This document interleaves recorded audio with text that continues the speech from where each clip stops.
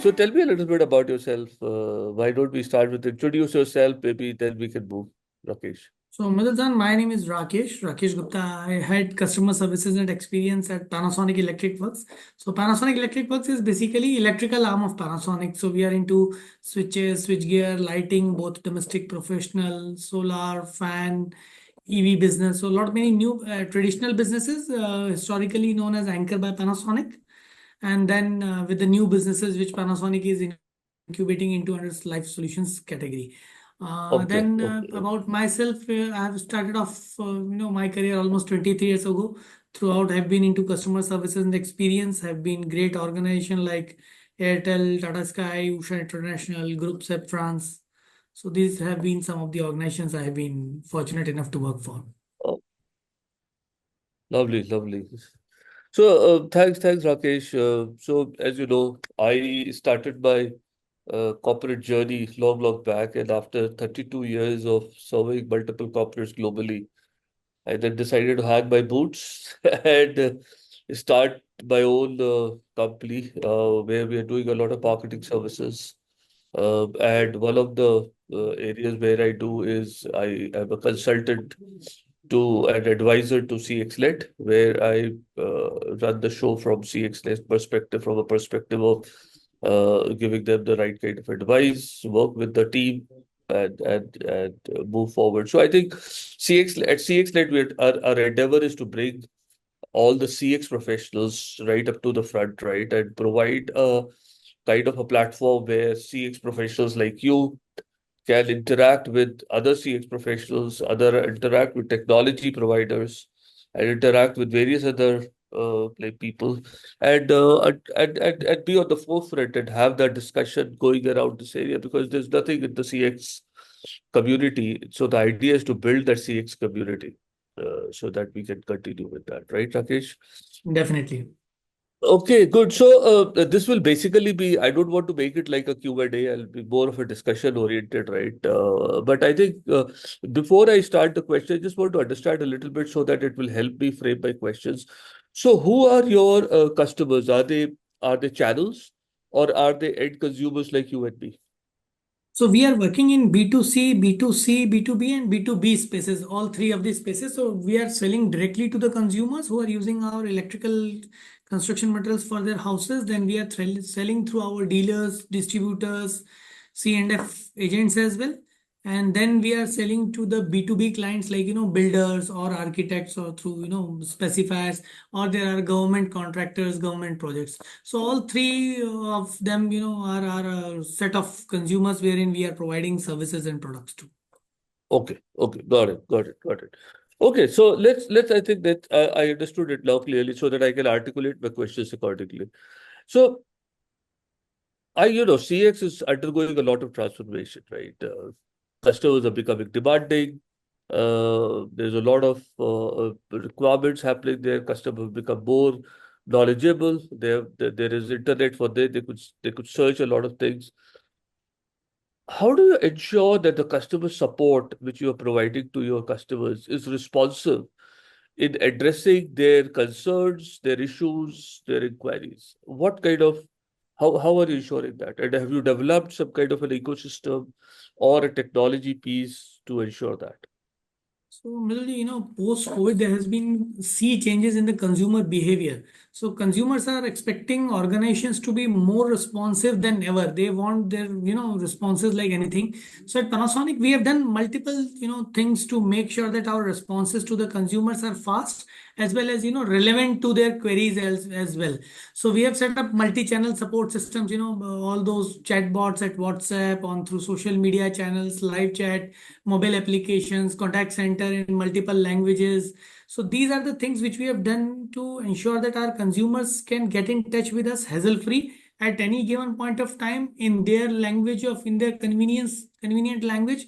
Then we have designed many automated responses. Previously, there were consumers who were intending to speak to people, but now consumers are coming to us for a query, and if we are able to resolve their query over a chatbot, they are more than happy. This Gen Z, what we call. So we have designed several automated responses on our social media channels wherein they can have, easy response to their queries. Besides that, we have done several training sessions to our teams at our contact centers so that they are able to resolve the pinpoint query, or whenever there is a claim or product complaint, they can register it seamlessly. So in overall, we have worked a lot to make sure that there's a hassle-free experience on all the touch points through which consumers are coming to us, either for their inquiries or for registering their product complaints, or for knowing the nearest dealer or the service center, or to how to operate a product kind of things. So that's how we have set up consumer interaction touch points wherein we are interacting with them. Oh, so yeah, so that I think that's really really interesting to note. And with the changing customer expectations, I think it is good to have multiple channels like you mentioned, which you are using. Uh, but my question is that, the kind of industry you are in, it's moving really rapidly, and there are a lot of changes happening in the customer expectations. How are you working with your team internally to ensure that the customer expectations are met? If it is probably they want certain kind of design change, they want certain kind of delivery, they want certain kind of service, they want certain kind of functionality. How are you managing that internal piece so that the customer queries and the customer feedback is plowed in back into your company? It's very, very important, with the changing expectations and with this Gen Z millennials coming up in the picture, wherein, a lot of things are happening across where the individual houses are getting increased. Previously, the parents of the house were the deciding authorities. We will buy these switches, we will buy these kind of paints. But now, Right, with this millennials coming up, and especially the nuclear families coming up, a guy getting married and then starting on a separate house, it is very important to understand what is the expectations of the consumers. So we correct. have designed our internal matrices accordingly. So post covid, for example, I'll give you some of the examples. Post covid, a consumer doesn't want a technician to visit at his place multiple times. He want that first time fix. Whenever a technician is visiting, he should resolve his queries or the complaint on the first visit itself, or even on a Right, call. Then response times. Previously there were cases where consumers were calling on the contact centers, they were waiting for 1 minute, 2 minutes, the jingle keep on going on, you are used to listen to the songs, or the endless IVRs, ek dabaएं do dabaएं सात dabaएं, all right. those things which were happening. But these have changed with time. So we have set up our delivery matrices accordingly, that what is the resolution time. For example, we have set up a very stringent timeline for us, that any consumer calling us on our contact center, we will pick the call within 20 seconds. So it aligns Right, with the right. consumer expectations. Customer effort score is a new thing, resolution time, response times. These are the internal matrices we have designed for ourselves. As far as to the consumer facing part, we have been doing a lot of training to our field visiting staffs, whether it's a sales staff at the store or whether it's a engineer visiting at the customer place, that whether he's speaking to the consumer politely or not, whether he's streamlining to the queries of the consumers or not. Besides that, quality assurance is one part where we worked a lot, that the consumers expectations towards the quality of the product, especially when it's a Japanese product, are already Right. on the peak high. So regularly auditing our service providers, our contact center systems, our vendors, realigning our product strategies. Nowadays people want that the color of my wall is this, color of my curtain is this, and accordingly color of my switch has to be this. So we are trying to continuously change our product innovations, our service innovations based upon the consumer raising or changing consumer expectations and standards. Right, right, right. I think that is exactly what the need of the hour is, as you progress. Uh, when we are talking about the changing things, and especially in the home improvement industry or in the home industry, like for example in paints or in your places, a lot of new technology elements are coming into picture, which is giving freedom to the customers to design their own thing, to see things in a 3D environment. What kind of technologies are you thinking are evolving to help deliver superior customer experience for your customers? Along with the consumer experience, that the requirement, the need of the hour is personalization. Personalization was a previous, but contact center. We were used to contact center, and if the contact center picked up the call saying, "Hey Rakesh," so we were Right. happy in those times. But now the consumer expectation is hyper personalization.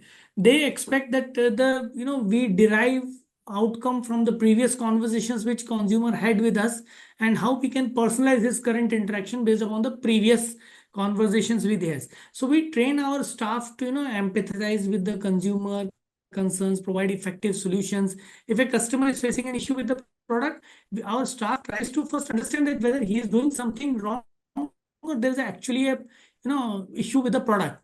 So that's how we personalize the requirement.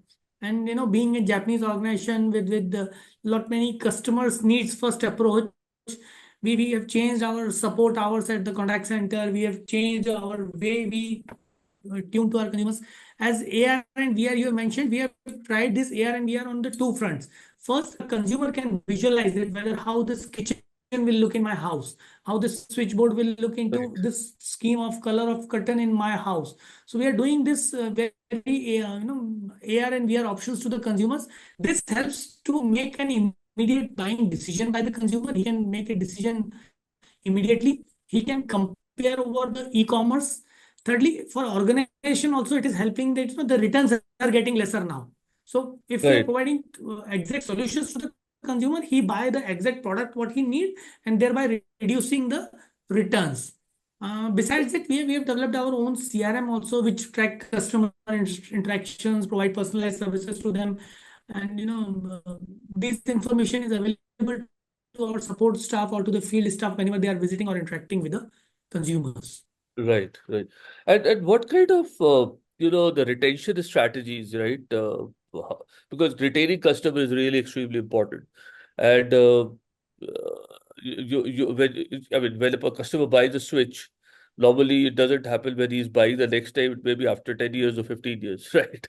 But how do you ensure that the same customer is buying more of your products, and how do you ensure that there is customer retention in the kind of business you are in, which is very different from the normal business?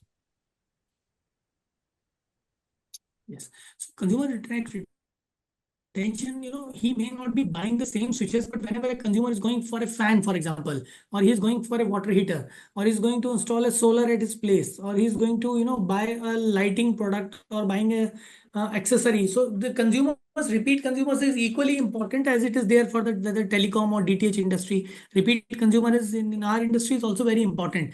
And as well as it is a very great influencer also. For example, tomorrow you are visiting any of your friend's house and you see a great switcher, so you influence others also. That's how the Right. business works. So on this influencer, we manage it on two parts. One is that we provide best of the services to the consumers. We are one of the organization who organize service camps also. Even Oh, after the sale at the builder places, for example, there is a township where Panasonic or Anchor products are being installed. Once the position is given by the builder to the individual flat owners, we organize service camps so right. that consumer gets an impression that this organization has not only sold us the product, in fact they want to care us even after the sale also. So that's why we retain the brand. Brand awareness is being always being retained in their minds when we keep on doing the service camps. Besides that, we do a lot of digital activities as well to interact with our consumers by trying to get them their product registered. Once the consumer register their product, we offer them some extended warranties, we give them AMC contracts. So these kind of activities we do to make sure that we retain our consumers, and most importantly, we always try to remain in touch with our consumers. So once you are in touch, he's already retained. So your brand awareness will be at the back of the mind, will always be there. So whenever he's buying any electrical product, always the consumer will always remember the Very, brand. very true. I think that is the most important thing which you are doing, and I think that's really great to know. One question which comes to my mind, because in your industry and the kind of solutions which you are offering, products you are offering, channel is also playing a very important role, right? How are you ensuring that the touch points which you have through the channel, these touch points are offering a very consistent customer experience to your customers who walks in into these retail outlets to buy products? Okay. So, retail outlets, we have some of very few of our exclusive outlets, but at the retail outlets, what we try to do, we try to train the retail staff as well as the retail owner. So, for example, it is very, important in India, as you know, all the retailers are non-exclusive ones. They can be selling X, Y, Z, A, B, C, all those brands a retailer could be, selling up. And then if a one consumer walks in saying that, kindly give me a brand product of this specification, the retailer has the power. Retailer once says, sir, this A brand you are buying, okay, but it is having some issues, go for a B brand. So Right, immediately he influences your decision. Not only the retailer, even the small shop boy, counter boy sitting on the shop, he can also influence your decision immediately. So we do a lot of retailer engagement as well. We do provide retailer loyalty schemes, that retailers who are loyal with us, interacting with us a lot, then we do provide them the displays. As we are into electrical category of products, we do provide a lot of safety training to our retail points and the retail shops, right, so that they can guide to the consumer that there are XYZ multiple products available in the market, but being in Japanese technology, these are the safety features which are involved at your house. It is not only about a product switch, it is about the safety concern which comes along with that switch or along with that socket. How safe your family, what is the technology we are following, how much is the testing endurance of this product, that even though the product voltages change or the wattages change, this product will outperform, it will not malfunction or will not cause any harm to the user. So these are the right, major right, trainings which we do. And then obviously we train them on the USPs of our products, what is there in the product. right, right. So, as a head of customer service and customer experience, how do you define and measure successful customer experience? Okay. So we do follow, industry-wide practices like NPS. We do a lot of NPS surveys at all levels. Whether it's an individual house consumer, whether it's a project contractor, whether it's a government contractor, we do send them NPS surveys by various mediums. Whether it's through a WhatsApp immediately after a service request is or interaction is closed, then by sending them the links, by sending them the emails. Besides that, our service team is also always there in the field to collect the feedback, and by time to time we get it done through external agencies also, that what are the pain points a consumer has faced, or is there was there any unpleasant experience at a particular touch point. So we measure all those practices. Customer effort score is something which we have been following rigorously, that what was the effort a consumer has to go through to reach us or to get his issues resolved. So that's where, and our CRM also plays a very important role in this. We have a full-fledged, CRM software, right from the ticketing to the allocation of the consumer request to the resolution and finally the feedback. So Yeah. NPS, CES, CSAT, these are some of the industry-wide known practices which we follow for measuring the satisfaction levels. Yes, yes. A lot of buzzword is around AI, right? There's a lot of buzz around AI, and people are you trying to use AI for delivering customer experience, and not just AI, but there are some other technologies also which are emerging. What is your view around it, and what do you think is the role of AI-led technology in delivering, customer experience? How do you think this will transform customer experience? No, Madhuri, AI is going to be future, whether we accept or not. It is something which is going to be there for longer period of time, and with several versions of AI coming up. Now, how we can use AI to deliver exceptional experience to the consumer is something which we need to rely upon. Many a times, for example, your fan is not working and you are calling to the contact center, and I route you to a endless AI chatbot. Sometimes that doesn't solve the purpose. At that time, you would like to speak to an agent to convey Correct. your feeling that Correct. my fan is not working, it's 45-degree outside. So, that kind of experience we need to ensure. So, while we are using AI in our chatbots, which are working at the after office hours, also we are using AI in multiple trainings to our technicians. For example, a technician is there at the place and he want a support from the back end. We have an AI enabled tool which we call as Panasonic War Room. So this war room strategy is something, like wars, a commander sitting at the base camp Right. guides to the guy, soldier in the field. So same ways, we have a team of tech experts who are sitting at the head office with the help of AI video assistance tools. They are helping the field engineers to resolve the consumer complaints within a stipulated time. Also, we have created a tool which is helpful for consumers. DIY, do it yourself, was something, 5 years back. It was always spoken about the European countries or the American countries, Western countries. These were used. But now today's consumer is interested in DIY. They are Right. asking, send me the installation video. I'll install it on myself. You send me a toolkit. I'll, repair this product on myself, or I'll reboot it on myself. So we are using these DIY AI enabled tools to give a, digital uh, manual sort of thing, digital troubleshooting guide to the consumers with the help of AI. And obviously, with our new products which are coming up with the AI enabled, we are remaining connected, so consumer can monitor his product even away from the home, or he can control the product. There are AI algorithms which are being written so that uh, touchless switches, AI enabled, voice enabled kind of things we are coming up. Several new products we have associated with Right, AI. right, right. And I think that's very interesting to note about two things. One is about the kind of way you are using and incorporating AI in delivering, customer service, whether it is installation guide or war room kind of thing.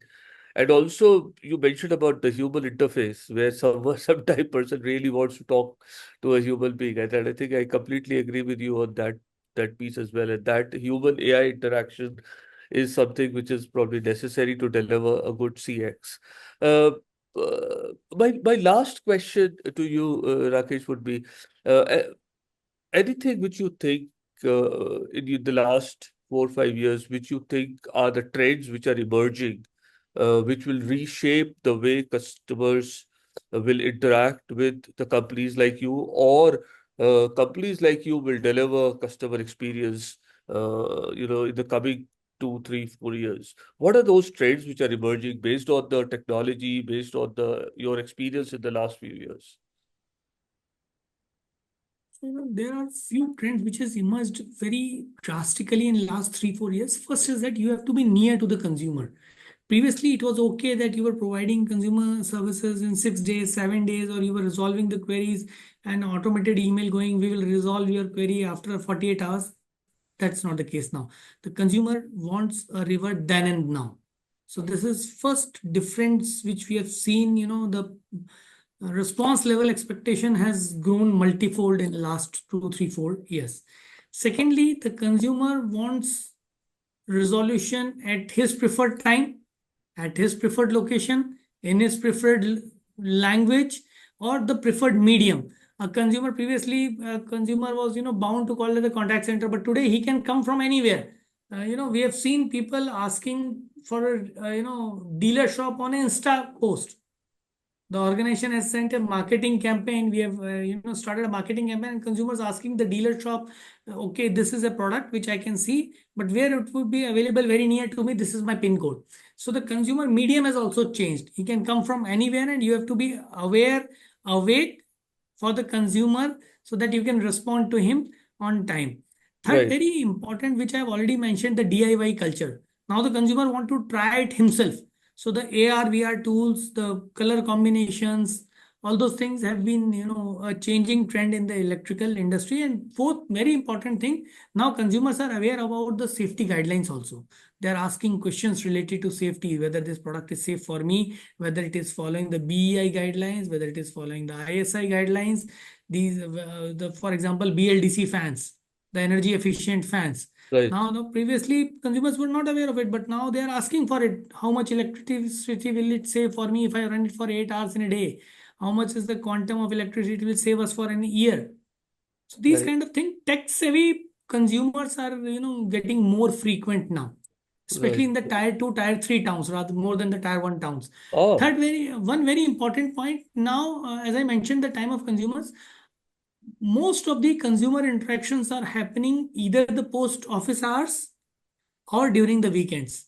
Now, whenever a query is there in the consumer mind, he is busy in the office, he'll not ask you the query. A consumer can come to you around 8 p.m. or 9 p.m. in the night to ask his query. And at that time, you have to be there. Or on weekends, the weekend rush is very high. So most Right. of the population being working in nuclear, residing in nuclear families and being working families. So after office hours and weekend interactions are getting more. Very interesting. Very interesting. I think these are the things which is evolving and changing. Like you said about the timings and also about tier two, tier three cities. I think that is also a lot of things are changing at that level. I was Uh, recently interacting to one of my CX counterpart at an insurance organization. So he okay. gave an alarming figure. So he said that 60% of our policies are being bought from 8 p.m. to 11 p.m. when family sits together, they decides on an insurance policy and the purchase being happening. 60% of insurance policy purchases happening from 8 p.m. to 11 p.m. A, Right. a And dynamic and shift. and and as a customer service and a customer experience team, you have to be present at that time to resolve the queries. That Yes. I think that is the changing trends which are emerging. But it was lovely speaking to you, Rakesh. Any last comments or any last advice to other customer experience professionals like you? What would be your advice to them? So the major advice will be to be empathetic to the customer, understand that what he wants. It is not always that you have to resolve that his query is like this, but you have to resolve the queries what he has asked for. So understanding is the consumer need is the front and foremost thing which I would like to communicate to the CX fraternity. Please understand what a consumer is asking for. So empathy is the The most keyword. important. Empathy is Yes. the keyword. Right, right, right. Thank you, Rakesh. It was really lovely speaking to you and understanding what one of the giants in the consumer industry, Panasonic, is doing in India for its customers, and it was really very insightful to know the kind of things which you guys are doing. Thank you so Yes. much for your time. Really Thanks, Mridul appreciate you Hassan. joining us. Over Thanks, to you, Mridul Nidhi. Hassan. Pleasure connecting with you, Mridul ji.